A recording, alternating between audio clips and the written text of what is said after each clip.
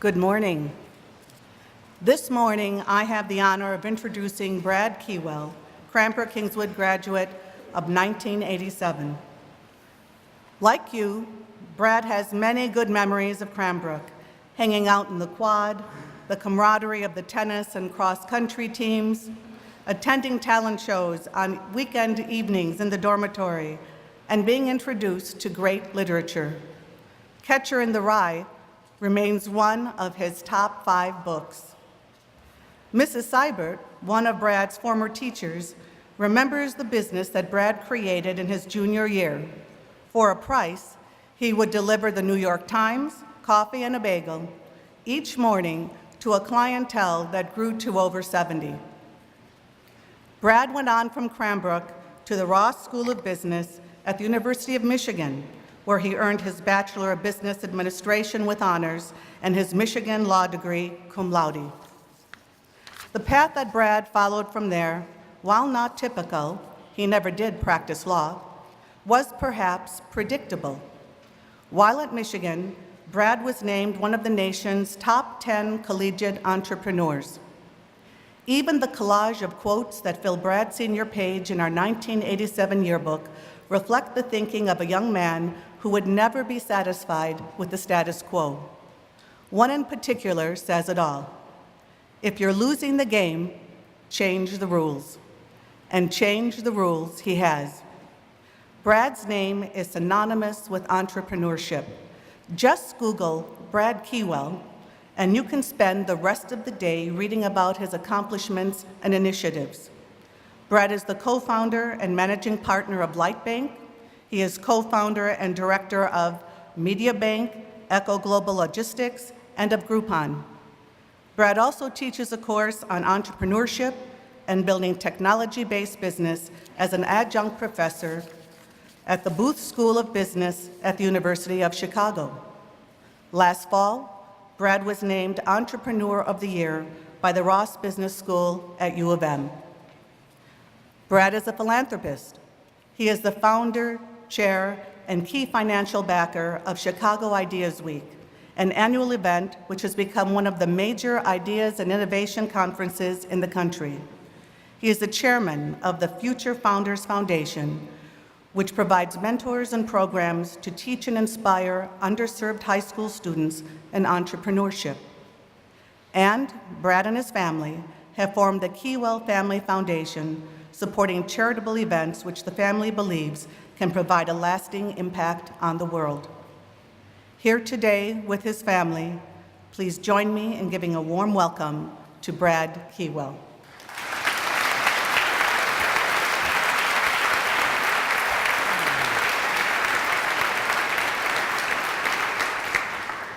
Trustees, faculty, family, graduates. What a huge honor to be here at the greatest prep school in our country, addressing you, the class of 2012. If you told me 25 years ago that I'd be the graduation speaker in 25 years at Cranbrook, my answer would consist of a 3-letter word. Huh? First of all, I couldn't imagine being a 42-year-old geezer, let alone the geezer to speak at commencement. On top of that, I have very little patience and I hate boring. And graduation speeches are generally long and boring. So here's my promise. I'll get to the point, it won't be boring, and I will call it the way I see it. Here we go. I'm going to say something to you that you'll be saying to yourselves later in life. If I only knew then what I know now, I would fill in the blank. I would have done something differently or not done something at all. I would have kept trying. I would have acted on an idea. I would have remembered when it was easy to forget. I would have been bold when the easy route was to be shy. As your commencement speaker, my job is to tell you what I think you need to know now, so that in 25 years, instead of saying, if I only knew then what I know now, you can say, this commencement speaker kicked me in the ass and told me what I really needed to know back then. Here in no particular order, 7 things that I think you need to know now. It's that easy. 7 simple things. Number 1, don't do it too soon. I'm not saying don't do it. I'm just saying don't do it too soon. What is the it that I'm talking about? It is lots of things. Don't get married too soon. Don't choose a career too soon. Don't commit to a city to live in too soon. Don't rush it. You have plenty of time. Most of you are 18 years old. Use the luxury of the time you have to do lots of trying. Try lots of cities. Go on lots of dates. Explore things you're not sure if you're good at. If you want to start a business, take time figuring out what you do well before you dive in. If you're an artist, try lots of mediums. Have the patience to try things before you devote yourself to one. For me, I was so sure that I wanted to start businesses that I never pursued my other great passion, creative writing, the way I should have. Rather than take advanced courses in writing, experience a writer's workshop, and test my abilities, I focused solely on entrepreneurship and starting businesses. I'm not saying I should have been a writer, although who knows what would have come of it. What I am saying is I didn't give many other things a chance, and I wish I had. Nike tells us to just do it, but I would add, just don't do it too soon. Now is the time to experiment, to play, to have fun, to ask that girl out that might be out of your league, to pursue that internship that might seem like a stretch, to learn something about which you have great curiosity. Do these things, even if some people would tell you that it's a waste of time. It is your time. Use it to try lots of pursuits, and don't commit too soon. Number 2, trust your gut. It is always right, always. The problem with each of you graduates is that you are way too smart. Your education is too good. You know too many things. You understand each argument on all sides of every issue. You know so much that you can immediately spot the flaw in every good argument and can conceive of a good argument to support every wrong position. This is your intellect, and it can play tricks on you. It can make simple situations very complicated and can cause you to ignore opportunities that are staring you right in the face. How do you explain the Business Week magazine survey, which showed that the most common alma mater of Fortune 500, S&P 500 CEOs is the School of Hard Knocks? That's right, the most common college of top CEOs is that they did not graduate from college. It shows that while education is a major ingredient in success, there must be something else that matters. I call that something else trusting your gut. I went to Cranbrook very proudly. I went to Michigan Business School. I went to Michigan Law School. My father, who's also my hero, is here today. He started a law firm, and anyone on the outside would think that after law school, I would go into law and someday join my dad's law firm. My gut told me that I could only be happy as an entrepreneur, starting businesses and taking risks. And that's what I did. I trusted my gut and devoted my life to entrepreneurship, my true passion. Trusting your gut goes way beyond your career. I'm talking about the daily decisions that will help define who you are as a person. These decisions can paralyze you in endless analysis, or you can ask yourself the question, what feels best to me? What is the outcome here that would make me feel right? And go with what your gut tells you. Let me put it another way. Everyone around you may be telling you what they want you to do, but only you know the path that's right for you. Take your own path. Trust your gut. And the good news is that even if you make the wrong decision, you will know that it's your decision, one that was made trusting your gut, and you will learn from your mistake and make a better decision next time. Number 3, if you are not the lead dog, the view never changes. Give it a second. Think about it. If you are not the lead dog, the view never changes. Let's put it another way. The artists that change the world are those who do something new. The entrepreneurs we remember are those who think differently, who create entirely new products and industries. Doing something different and new is not easy. But unless you do something different and new, you will always be following someone else. Here's what's easy: taking a job, following a predictable path, stepping into someone else's shoes. That is easy, but I propose to you, it is not fun. And it will leave you wondering why you didn't go for something more significant in your life. Albert Einstein said, "It's not that I'm that smart, I just stay with problems longer."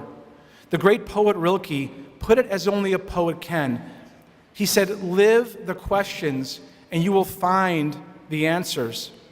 Are you willing to stay with the problems longer, to live the questions? Greatness lies not from following what others say you should do or taking a path that's already been paved. Greatness lies in staying with the problems until you find a new solution. Greatness lies in being the lead dog. My lifelong business partner, Eric Levkovsky, and I started a business in the freight and logistics industry. Everyone told us we were crazy. There was no innovation left to be done in the most old-fashioned of industries. They told us we didn't know enough. We were not freight guys. Well, Echo Global Logistics, which we started from scratch in 2005, is now a public company on the NASDAQ Stock Exchange and has been one of the fastest growing freight and logistics companies in the world over the last 7 years. It would not exist had we listened to the doubters, if we had thought the problem we saw could not be answered. How about you? How do you become the lead dog? If you have a great idea, have the courage to speak up and do something about it. If you think things should be done differently, political things, social things, business things, then articulate your vision and start something to make it happen. That little voice inside your head is the voice of the lead dog wanting to get out. Number 4, failure is inevitable.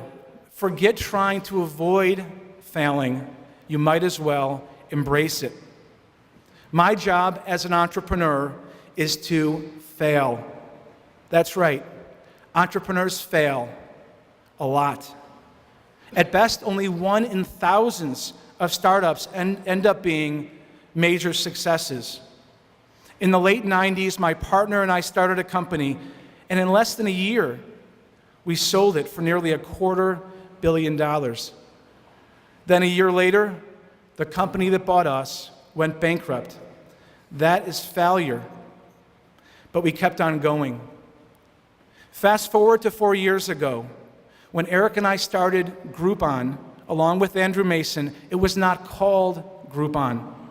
It was called The Point. And after nearly 18 months, our company, The Point, had no revenue and not much of a business. It was a failure. But we did not give up. We kept trying variations on the business model, and we came up with Groupon. And the rest is history. One of the fastest growing companies of all time. How about you? You need to fail.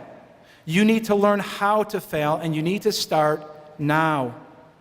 If you've gotten all A's, you better find weirder, harder classes to take so you can feel what it's like to get a B. And by the way, it feels fine. If there is something you love to do in which you always succeed, find a way to stretch yourself in that pursuit so that you are exposed to failure. Fail fast. The best time to fail is now. You are young and you will learn from your failures. No question, I've learned way more from my failures than my successes, and in my failures, I've grown the most. Winston Churchill said, "Success is the ability to go from one failure to another with no loss of enthusiasm." Here's what I hope for each of you graduates. Number one, that you try things that have a high risk of failure, be them business ventures, artistic pursuits, educational goals, to name a few. Number two, that you meet the inevitable failures with the enthusiasm and courage to say, what's next? And without any trace of stuff like, I stink, I'm not good, or any else of that nonsense. And number three, that you constantly remind yourself that a life without failure is a boring life, and the only way to hit it big is to take big swings. Number five, find a mentor. Each of you needs a mentor or two or more.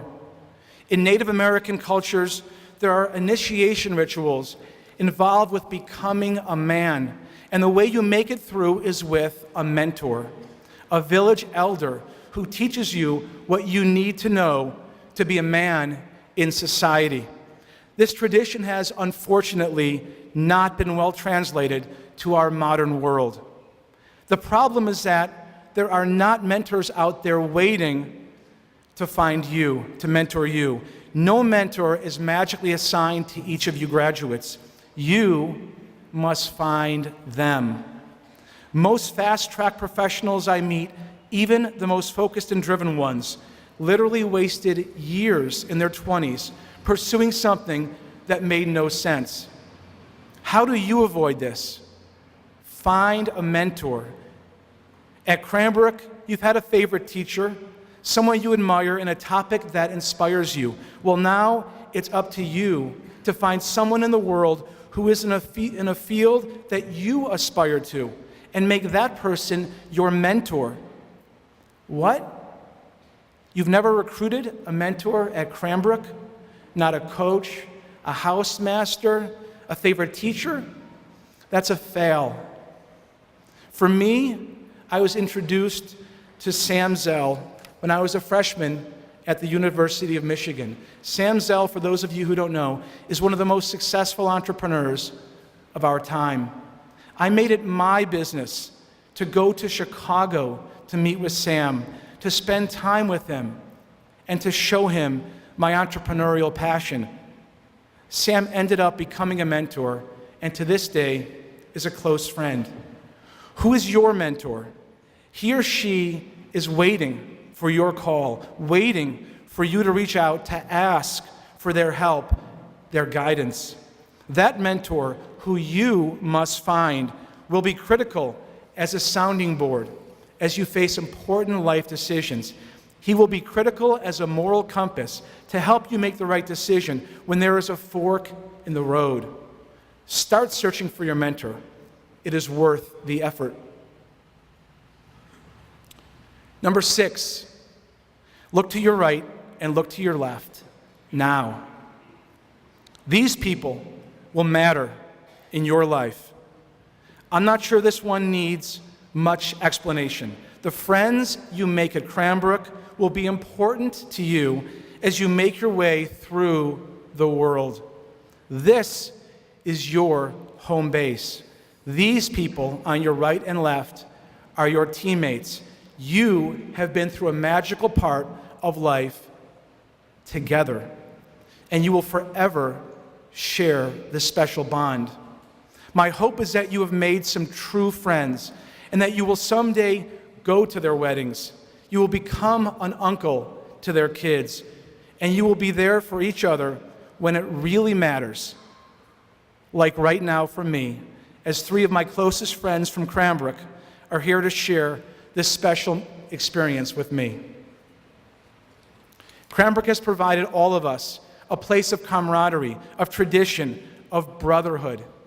It is now up to you to make good on the opportunity of friendship, to build for yourselves and each other communities of support, guidance, and perspective.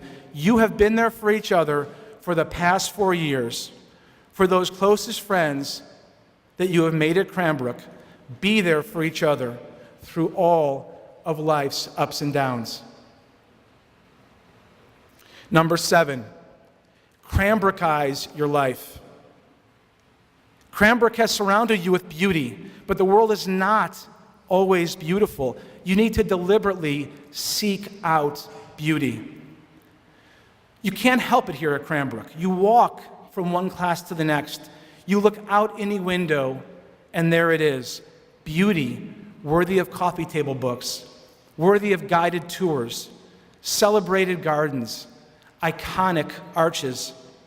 Well, when you were looking out your dorm room at a small patch of brown grass, or looking out your tiny walk-up apartment in New York City at the wall of the next building, or looking out your office window into another office, this is what I'm talking about. You need to seek out beauty. Cranbrookize your life. Take a walk, sit under a tree, find great architecture, and make beauty a part of every day of your life. Beauty all around you will help you remember the beauty inside of you. And no matter what profession you choose, will help ensure that the products or services that you make are beautiful. We men might discount the power of beauty and design, but the influence of Steve Jobs is enough to remind us of the importance of beauty in life and the power of great design. And you have a head start, having lived a Cranbrook life. Just make sure you seek out beauty, no matter how hard it is to find. So before I conclude, please join me, everyone, in a deep breath. As the very last person to give a speech to you young men at Cranbrook, allow me to offer a final thought to sink your teeth into.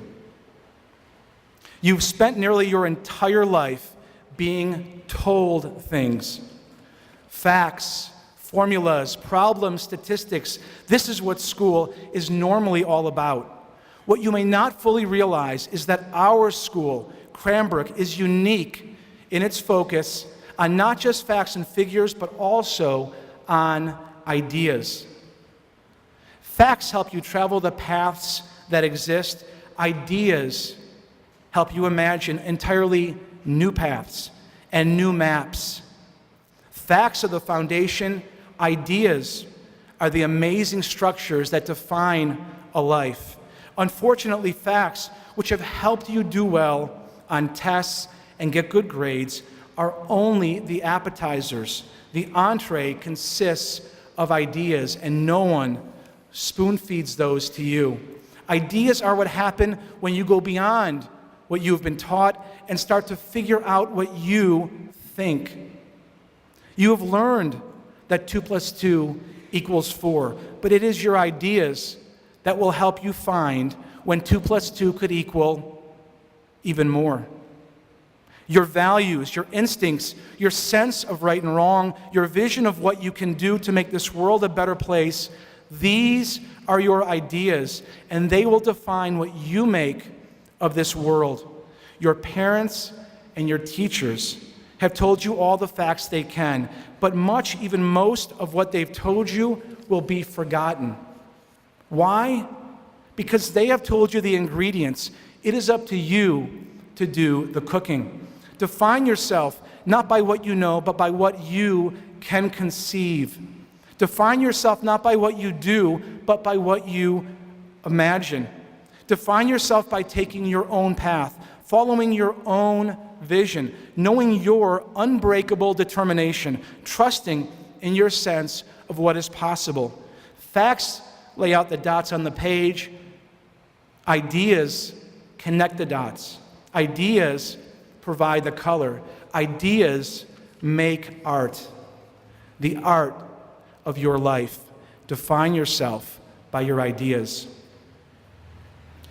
Gentlemen, you've received one of the finest educations available in the greatest country and greatest civilization ever known to mankind. You are people worthy of greatness, ready to make a difference. You will have impact on our world in ways you can today only imagine. I wish each of you my best on your unique journeys. And to your families, your teachers, and your friends, I wish you the power to help these fine men reach their highest potential and the joy of sharing with these good men their kindness, grace, generosity, and love. And to the graduates, someday you too will be an old geezer like me. Over time, you'll be giving advice to your children, your students, your employees, and hopefully at a commencement speech. Cranbrookized your life by passing along the best of Cranbrook, the beauty, the ideas, the passion, the determination, the great friendships. Congratulations, class of 2012. Gentlemen, aim high.